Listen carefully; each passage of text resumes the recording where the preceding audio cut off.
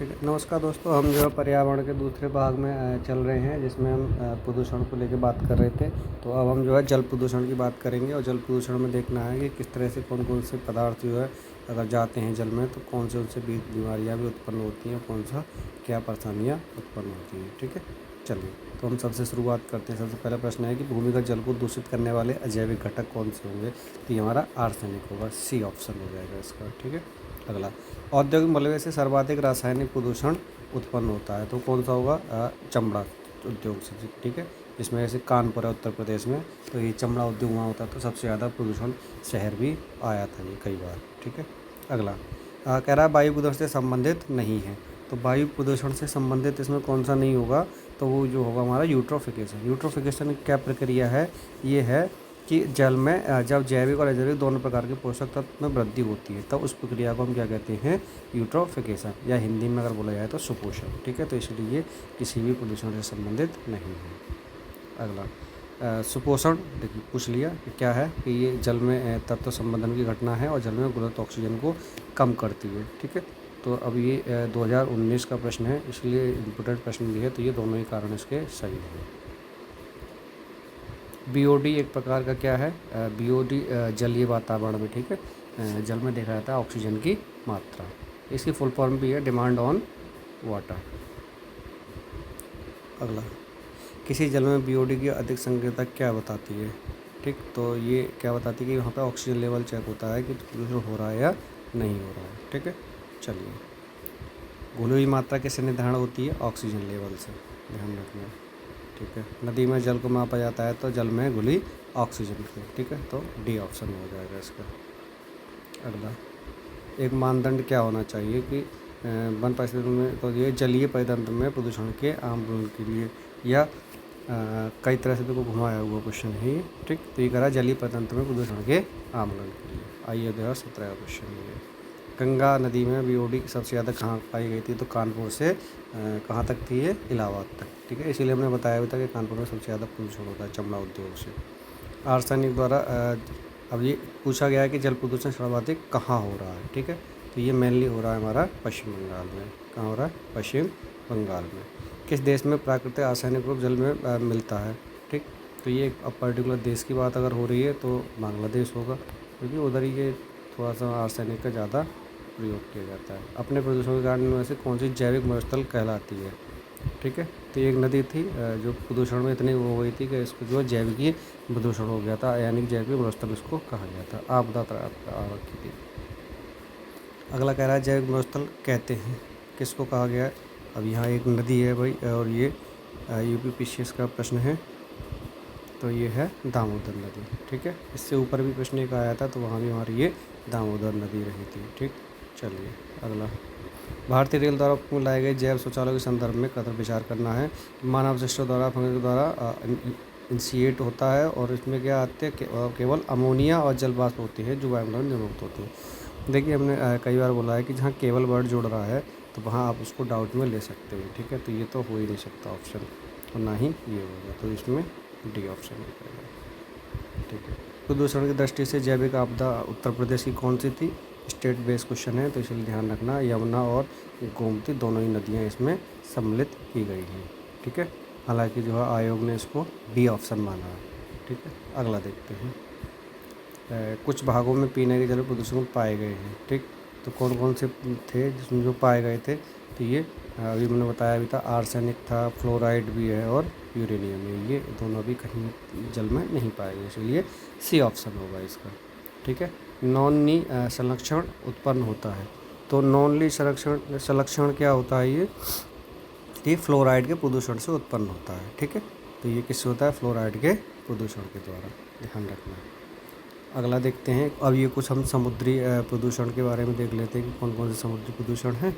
जैसे पहला ही प्रश्न हमारा दिया हुआ है कि भारत के समुद्री जल में हानिकारक शैवाल प्रबंधन में हो रही है वृद्धि पर चिंता व्यक्त करती है। ठीक है, तो इस संदर्भ में क्या होगा कि ज्वालामुखी से पोषण का प्रसाव होगा, बिल्कुल सही है। और मानसून में भूमि से जल बहाव और समुद्र में उत्पन्न होगा, तो इसके तीनों ही ऑप्शन सही होंगे।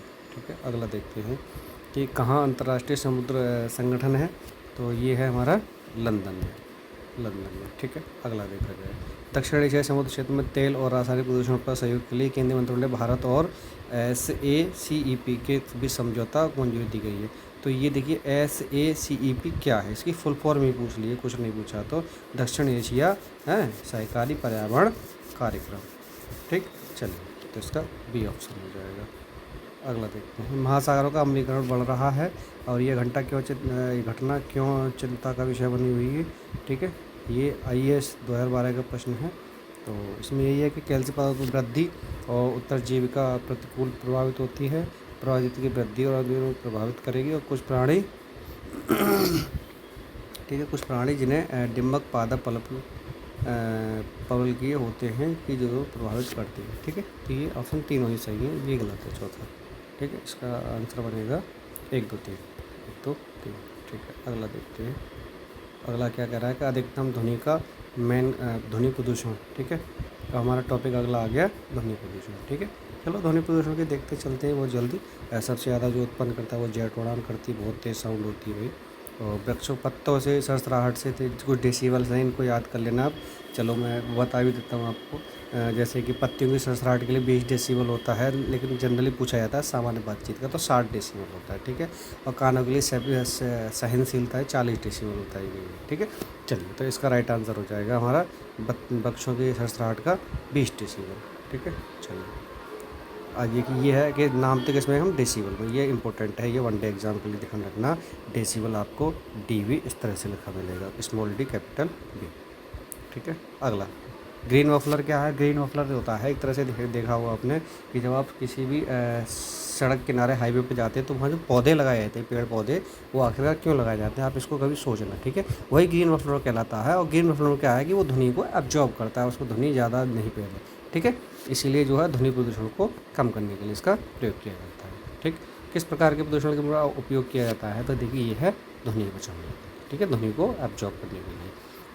अब कुछ हम मृदा में जो प्रदूषण होते हैं उनको देख लेते हैं कि मृदा के प्रदूषण से कौन कौन से जो है हमारे प्रदूषण होते हैं। जैसे पहला ही क्वेश्चन कहा है कि उर्वरक के अधिक प्रयोग से कौन सा प्रदूषण होगा। तो उर्वरक से तो सारे ही होंगे, मृदा का भी होगा भाई, जल में भी होगा और वायु में भी होगा। इसका राइट आंसर होगा D।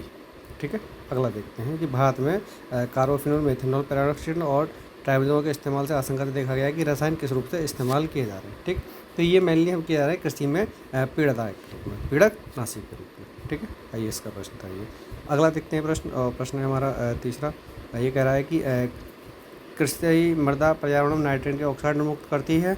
और दूसरा कह रहा है मवेशी पर्यावरण में अमोनिया मुक्त करते हैं। और कुक्कुट उद्योग में पर्यावरण में अक्रिय नाइट्रोजन ऑक्साइड उत्पन्न होती है। ठीक है, तो ये तीनों ही ऑप्शन ठीक है। चलिए अगला प्रश्न की बात करते हैं।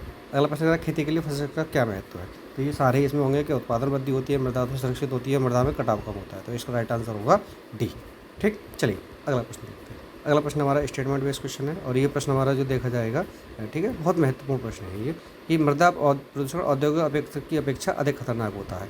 ठीक, होता है, बिल्कुल सही बात है। और उर्वरक और कीटनाशक भोजन की श्रृंखला में प्रवेश करती है। हाँ, ये बिल्कुल सही कारण भी है और रीजन भी इसका यही है। ठीक है, ये दोनों ही कथन कारण सही है। ठीक है, चलिए अगले प्रश्न की बात करते हैं। और अगला हमारा प्लास्टिक प्रदूषण से संबंधित है। हालांकि ये हमने बताया अभी तक। ठीक है, किस तरह का बायोडिग्रेडेबल और नॉन बायोडिग्रेडेबल इससे संबंधित प्रश्न आते हैं। तो पहला प्रश्न कह रहा है कि नष्ट क्यों नहीं होती है। क्योंकि क्या होता है, ये जो निर्माण होता है इसका, ये किससे होता है, पॉलीमर्स से। ठीक है, एक दूसरे से जुड़े रहते हैं और ये नष्ट नहीं होते। इसकी 20,000 साल इसकी एज बताई गई है कि इतना समय तक ये नष्ट नहीं हो सकता है। तो पॉलीथीन कभी भी नष्ट नहीं होती है, इसलिए सभी लोग प्रयोग करें, चाहें कि पॉली को कम से कम प्रयोग किया जाए। ठीक है, और एथिलीन से बना हुआ होता है। पॉलीमर किसके होते हैं, एथिलीन के होते हैं। उसका फॉर्मूला होता है C2H4। तो कभी कभी आपको ये भी पूछ सकता है कि पॉलीमर का इसका फॉर्मूला क्या है। ठीक है, अगला प्रश्न देखा जाए कि कौन सी वस्तु जीवाणुओं से नष्ट नहीं होती। तो वही हमने बताया, नॉन बायोडिग्रेडेबल जितने भी पदार्थ होते हैं वो हमारे नष्ट नहीं होते हैं, ये है प्लास्टिक। ठीक, अगला प्रश्न देखते हैं कि अधिक समय में कौन सा गलता है। वही सेम रिपीटेड प्रश्न, प्लास्टिक का थैला। ठीक है, अगला प्रश्न देखिए इसलिए भोपाल गैस त्रासदी। ठीक है, अभी ये कुछ त्रासदी नहीं थी जो रेडियो एक्टिव प्रदूषण के रूप में आएंगी। ठीक है, और ये महत्वपूर्ण प्रश्न बहुत महत्वपूर्ण है। ये कभी कभी नाम भी पूछता है इसका कि क्या था, और साइड में इसको MAC मिक भी कई जगह लिखा गया मिलेगा कि कुछ जगह मिथाइल आइसोसाइनेट मिलेगा, कुछ जगह भोपाल गैस मिलेगा, कई नामों से मिलेगा। इसलिए डेट इसकी बहुत इंपॉर्टेंट, ध्यान रखना। ठीक है, इसका राइट आंसर हो जाएगा 30 जनवरी 1984। ठीक है, इसको याद कर लीजिए। ठीक, फिर से डेट पूछ लेगा खाली, इसमें ऑप्शन नहीं दिया है तो 1983 आप डेट इसको याद कर लें। ठीक, ऑप्शन 83 नहीं 84, सॉरी ऑप्शन कितना होगा, 83 नहीं 84। ठीक है, चलिए अगला देखते हैं फिर देखिए वो फिर से वही कहा है कि कार्बन फैक्ट्री में जो गैस हुई थी वो कौन सी थी, मिथाइल आइसोसाइनाइड या सेट में पूछेगा MIC। ठीक है, अगला प्रश्न देखा जाए ये कारण क्या था, वही से रिपीट प्रश्न किया, मिथाइल आइसोसाइनाइड, बहुत रिपीट प्रश्न किया। ठीक है, अक्सर आता है। और देखिए शॉर्ट में यहाँ पर पूछा हुआ है ये, और ये प्रश्न हमारा जो कहाँ आया है ये जरूर बता दे रहे हैं आपको कि हकीकत में पता रहे। ये देखिए MPPCS में भी था, PCS में दोनों में आया है, तो इसको MIC भी बोला जाता है। ठीक है, ध्यान रखना। चलिए अगला प्रश्न देखा जाए, फिर से वही पूछा गया रिपीटेड प्रश्न, मिथाइल आइसोसाइनाइड। ठीक है, अगला चेन वाली दुर्घटना, ये देखिए पूछा है किस तरह की वो घटना थी। तो ये घटना जो रही थी हमारी नाभिकीय दुर्घटना थी, नाभिकीय दुर्घटना। ठीक है, अगला प्रश्न देखते हैं। और रेडियो एक्टिव प्रदूषण से संबंधित है ये कि ये किस तरह का पशुओं में आनुवंशिक परिवर्तन लाता है। ठीक, दूसरा कह रहा है कि यह मृदा में विद्यमान विभिन्न खनिजों को संतुलित करता है और ये रक्त संचार प्रबंधन उत्पन्न करता है। बिल्कुल सही, तीनों सही है ऑप्शन में। ये कैंसर उत्पन्न करता है, ये नहीं होगा, तो इसका राइट आंसर हमारा बनेगा नहीं, इसमें ये गलत होगा कि असंतुलित नहीं करता, ये सही है हमारा। ठीक है, तो इसका राइट आंसर होगा C। चलिए अब कुछ एक प्रश्न और रह गया इसका कि नाभिक ऊर्जा का उपयोग प्राय कारक क्या है, तो यह ऊष्मीय ऊर्जा। ठीक, चलिए अगला प्रश्न हमारे जो लास्ट सीरीज की ओर चल रहे हैं, ज़्यादा प्रश्न नहीं है इसमें। ठीक है, बायो रेमिडिएशन से तात्पर्य क्या है, यानी कि जैव उपचारण, जैव उपचारण से क्या तात्पर्य है, तो यह है जीवों द्वारा पर्यावरण से विषैले पदार्थों का निष्कासन। ठीक है, इसका पहला ही ऑप्शन ठीक है। चलिए अगला प्रश्न देखते हैं, और अगला प्रश्न हमारा जो है इसका प्रश्न ही है, और कह रहा है कि प्रदूषण की समस्याओं का समाधान के संदर्भ में बायोडिवर्सिटी तकनीक किस तरह से प्रभावी है। ठीक है, तो ये देख लेते हैं कि यह प्रकृति में घटित होने वाली जैव निर्गमन प्रक्रिया का ही समझकर प्रदूषण को स्वच्छ करने में तकनीक है। ठीक है, बिल्कुल सही है चीज़। दूसरा कह कैडमियम और लेड जैसी भारी धातुओं को युक्त, देखिए ये इससे पहले भी आया था, तो ये गलत ऑप्शन है। ठीक है, दूसरा जैव निर्गमन के लिए विशिष्ट अभिकल्पीय सूक्ष्म जीवों को सचेत करने के लिए आनुवंशिक इंजीनियरिंग का उपयोग किया जाता है। बिल्कुल सही है, तो 1 और 3 का ऑप्शन होगा, देख लीजिए। तो इसका राइट आंसर होगा C। चलिए अगला देखते हैं कि हाल में आयोजक का समाचार में था, तो ये क्या है, ये करंट बेस्ड क्वेश्चन है, और करंट बेस्ड क्वेश्चन जो है एग्जाम में बहुत जल्दी मिलते हैं। ठीक है, तो हम इसे क्वेश्चन पर डायरेक्ट आंसर पे चलेंगे। ये तेलीय पंख तथा बिखरे हुए तेल के उपचार हेतु पारिस्थितिक अनुकूल विकसित प्रौद्योगिकी है। ठीक है, IAS का प्रश्न था 2011 का ये, तो ये उस करंट का क्वेश्चन था, इसलिए हम ज़्यादा इस पर टाइम वेस्ट नहीं करेंगे। यूरो उत्सर्जन नियम उत्सर्जन के मानक हैं, और ये एक वाहन से उत्सर्जन के लिए शीशा निर्धारण करने में निर्धारित करते हैं। तो ठीक है, कौन सी गैस रही थी, ये सारी गैस थी इसमें। ठीक है, कार्बन मोनोऑक्साइड, नाइट्रोजन ऑक्साइड और हाइड्रोकार्बन, तो इसका राइट आंसर होगा D। ठीक है, अगला यूरो मानक पूछा गया है। यूरो मानक ये आपको ध्यान रख लेना, नोट कर लेना, बस ज़्यादा प्रश्न नहीं आता इसका। तो 0.05% या इससे कम होना चाहिए। ठीक है, सल्फर की मात्रा ये पूछ सकता है कि यूरो मानक किसकी मात्रा निर्धारण करता है, तो वो सल्फर की मात्रा को निर्धारण करता है। ठीक है, यूरो सेकेंड। अगला है कि यूरो नॉर्म स्वचालित वाहनों में गैस की मात्रा किसकी निर्धारित करता है, तो किसकी मात्रा निर्धारित करता है, ये CO की करता है, खाली कार्बन मोनोऑक्साइड की। ठीक है, अगला देखते हैं प्रश्न कि स्वचालित निर्माण वाहन विशाल पदार्थ जो है वो कौन कौन से उत्पन्न करते हैं। ठीक है, तो ये लेड, ऊपर भी आया था क्वेश्चन, ये बहुत रिपीट क्वेश्चन है कि कौन सा प्रदूषक जो है उत्पन्न होता है, लेड। ठीक है, अगला देखते हैं।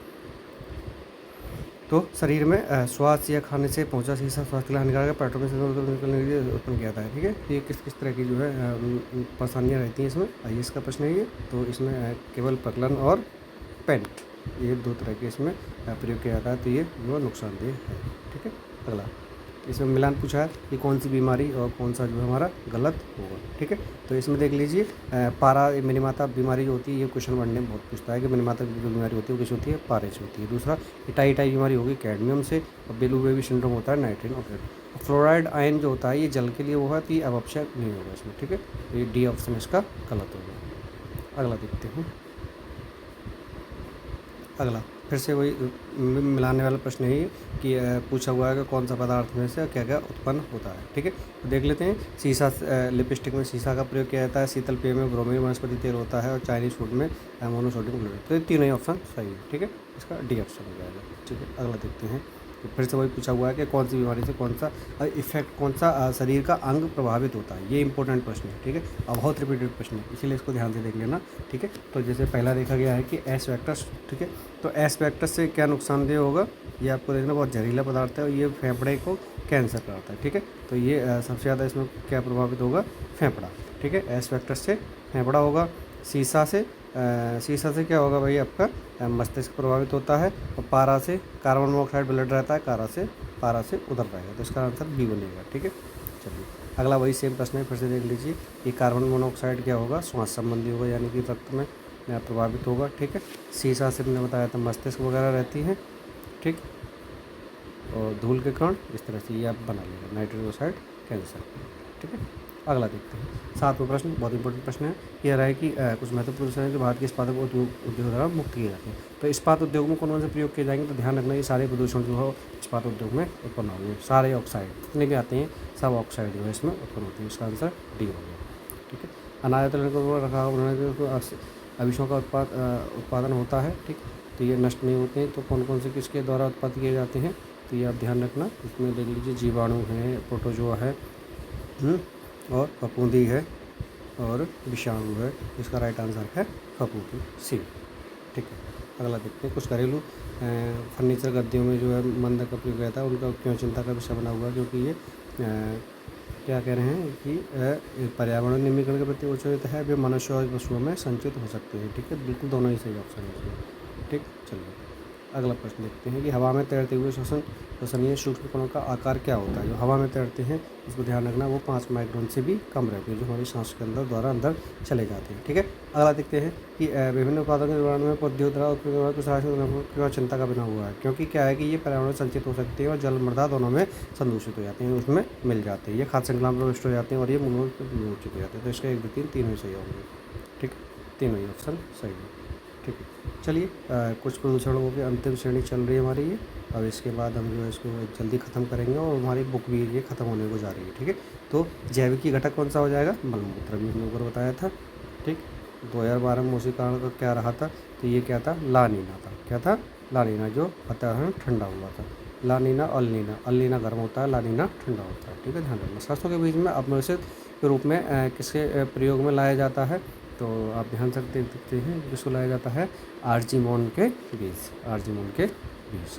ठीक है, अगला देखते हैं इंसिनेटर क्या होता है, कूड़ा कचरा जलाने के। ठीक है, ये ऑप्शन हो जाएगा।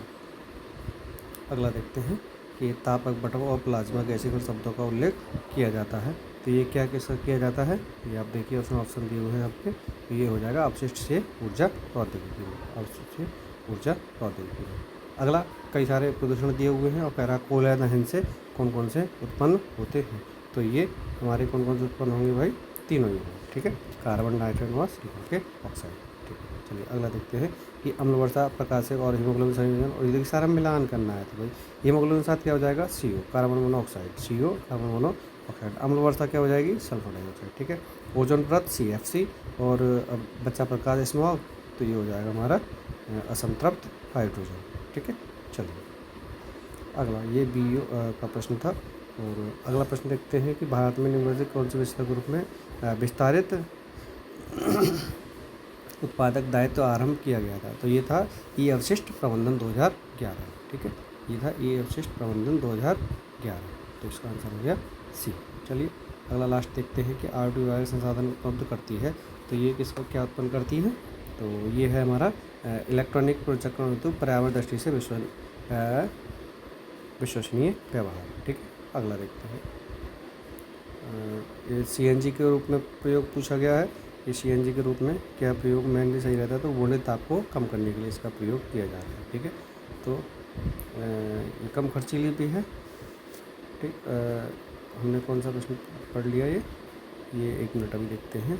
ठीक है, चलिए तो इसमें खाली जो है तो सही है कि हाइड्रोकार्बन का उत्पन्न करती है, और दूसरा क्या है कि बसों के ईंधन के लिए हाइड्रोजन, ये 5वां हिस्सा, तो ये 1 और 2 और 3 सही होगा। ठीक है, अगला पूछा गया है हमसे कि सल्फेट वायु का सुझाव दिए गए हैं, तो क्या कहा है, भूमंडल ताप को कम करने के लिए। ठीक है, चलिए तो ये पर्यावरण की सीरीज हमारा एक टॉपिक और लास्ट विविध रह गया, इसको और समाहित कर देंगे, उसके बाद ये आपका पर्यावरण खत्म है। और उसके बाद हम अगला टॉपिक एक पॉलिटी और एक ज्योग्राफी, दोनों वीडियो सुबह शाम आपको मिलेंगी। ठीक है, तो आप लोग कंटिन्यूटी बनाए रखिए। बहुत बहुत धन्यवाद।